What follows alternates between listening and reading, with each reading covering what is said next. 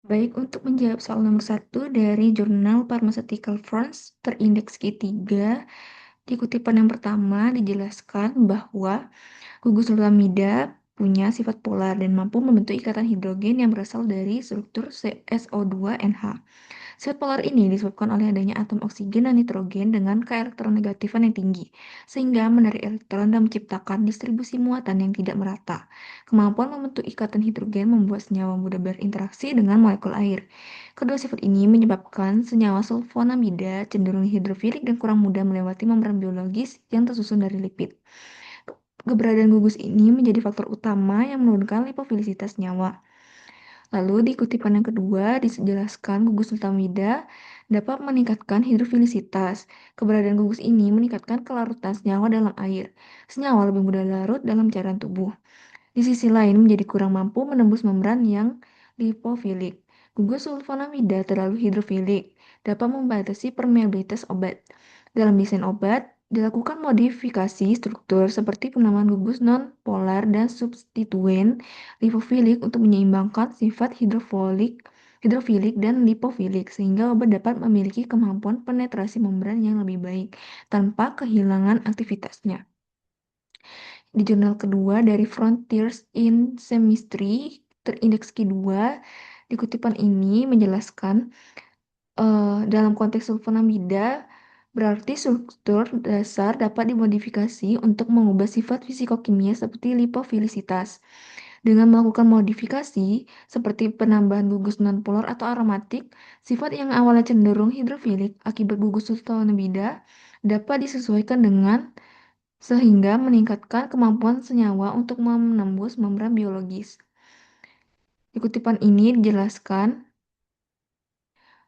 berbagai senyawa turunan dapat disintesis melalui reaksi antara gugus asam karboksila dan amina, yang merupakan dasar pembentukan banyak struktur dalam kimia medisinal, termasuk sulfonamida. Dengan fleksibilitas sintesis ini, ilmuwan dapat merancang dan menambahkan berbagai substituen pada struktur sulfonamida untuk memodifikasi sifatnya. Penambahan gugus tertentu, terutama yang bersifat nonpolar, dapat meningkatkan lipofilisitas sehingga membantu senyawa lebih mudah melewati membran lipid. Di kutipan ini menjelaskan, gugus sulfonamida sering dipakai sebagai penghubung linker dalam desain obat modern karena kemampuannya untuk menghubungkan dua bagian molekul. Memungkinkan sulfonamida dikombinasikan dengan berbagai struktur untuk menghasilkan senyawa dengan sifat yang lebih optimal. Kaitannya dengan lipofilisitas, penggunaan sulfonamida sebagai lingkar memungkinkan penambahan bagian molekul yang lebih lipofilik, sehingga dapat menyeimbangkan sifat hidrofilik dari gugus sulfonamida dan meningkatkan kemampuan penetrasi membran biologis.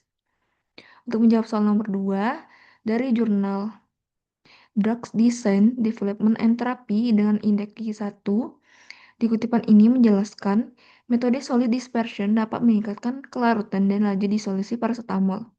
Artinya, obat menjadi lebih mudah larut dalam air dan lebih cepat terlarut dalam masuk ke tubuh.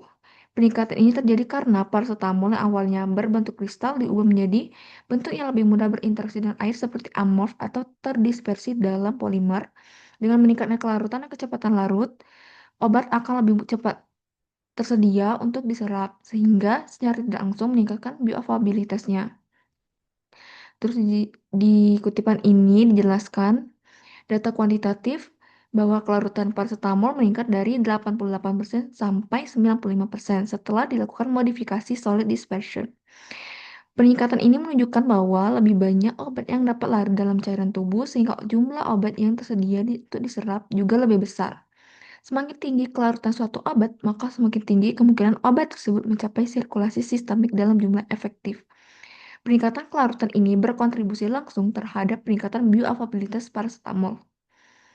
Lalu di jurnal yang kedua, dengan indeks Q2 dari International Journal of Bioscience, di kutipan ini dijelaskan bahwa keberhasilan penyerapan di tubuh, seberapa cepat obat tersebut bisa larut. Kalau pelarutannya lambat, obat tersebut sulit diserap sehingga bioavailabilitasnya rendah.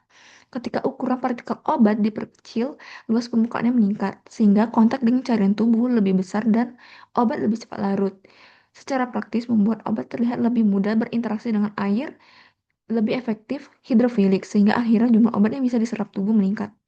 Untuk menjawab soal nomor 3 dari jurnal The Canadian Journal of Hospital Pharmacy Index Q2, di kutipan ini dijelaskan ceftriaxone injeksi tidak compatible dengan larutan yang mengandung kalsium seperti Ranger Lactan. Jika dicampur akan terbentuk endapan dalam sediaan injeksi ini sangat berbahaya karena partikel padat bisa masuk ke pembuluh darah dan menyebabkan komplikasi serius terutama bayi. Lalu di jurnal yang kedua dari Fujita Medical Journal terindeks 2, di kutipan ini dijelaskan midazolam injeksi stabil pada pH asam. Tapi jika pH menjadi lebih basa atau alkali, maka terjadi presipitasi endapan putih. Berarti pH adalah faktor sangat penting. Jika obat dicampur dengan larutan lain yang menaikkan pH, maka midazolam bisa mengendap dan menjadi tidak aman untuk injeksi. Di kutipan ini dijelaskan perubahan kecil dalam formulasi seperti pH atau pencampuran dengan cairan lain bisa berdampak besar karena obat diberikan langsung melalui injeksi. Artinya tenaga medis harus sangat berhati-hati terhadap perubahan tersebut karena bisa memengaruhi keamanan pasien.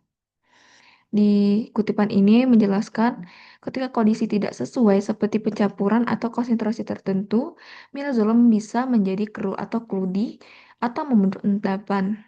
Dalam sediaan injeksi sangat berbahaya karena larutnya harus jernih agar aman masuk ke dalam pembuluh darah. Di jurnal ketiga dari Hospital Farmasi terindeks Q2, di kutipan ini menjelaskan dalam uji degradasi paksa, ampicillin yang diberikan agen oksidasi seperti H2O2 menunjukkan hasil terdegradasi secara signifikan hingga tidak terdeteksi lagi, membuktikan bahwa ampicillin sangat sensitif terhadap reaksi oksidasi. Dalam sediaan injeksi, kondisi ini menjadi penting karena beberapa eksipien seperti surfaktan bisa mengandung impuritas berupa peroksida yang berpotensi memicu degradasi oksidatif. Dengan demikian, ampicillin merupakan contoh nyata obat injeksi yang dapat mengalami oksidasi akibat interaksi dengan komponen formulasi. Sehingga pemilihan eksipien harus dilakukan secara hati-hati untuk menjaga stabilitas obat. Untuk menjawab soal nomor 4 dari antimicrobial agents and chemotherapy terindeks Q1, di kutipan ini menunjukkan bahwa interaksi ion antara ceftriaxone dan kalsium Ca2+ dapat membentuk endapan. Dampaknya, obat bisa berubah menjadi tidak larut sehingga aktivitasnya menurun, serta endapan bisa menyumbat organ yang menyebabkan kerusakan organ. Ikatan ion mempengaruhi aktivitas obat. Di kutipan ini menjelaskan bahwa endapan ion endapan hasil interaksi ion bisa terbentuk di ginjal dan di paru-paru. Dampaknya obat tidak bisa dieliminasi dengan normal, sehingga terjadi penumpukan atau akumulasi bisa menyebabkan gangguan organ, di mana ikatan ion ini mempengaruhi eliminasi obat. Lalu di jurnal yang kedua, di kutipan ini dijelaskan bahwa endapan terbentuk karena interaksi langsung antara ion ceftriaxone dan Ca2+. Bukti bahwa ikatan ion bisa mengubah bentuk obat dari yang larut menjadi tidak terlarut. Akibatnya, aktivitas obat berkurang dan distribusi dan eliminasinya terganggu.